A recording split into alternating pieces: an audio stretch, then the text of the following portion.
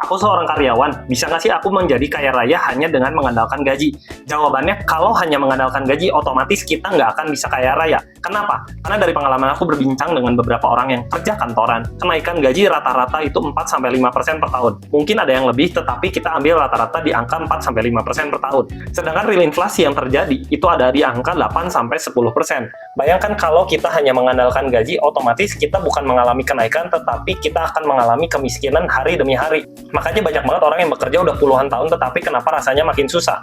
Apa sih tipsnya supaya kita bisa mengumpulkan kekayaan walaupun kita hanya seorang kerja kantoran? Yang pertama adalah kita menyisihkan 10-20% penghasilan kita setiap bulannya yang kita simpan di dalam instrumen investasi. Yang kedua adalah menentukan instrumen apa yang kita mau tempatkan untuk tabungan kita. Contoh untuk dana pensiun yang mungkin masih 20-30 tahun kemudian, kita bisa menggunakan seperti saham, emas, atau Bitcoin. Poin yang ketiga dan juga terakhir adalah melakukan evaluasi. Jadi kita nggak bisa mendiamkan investasi kita lalu kita tinggal tidur.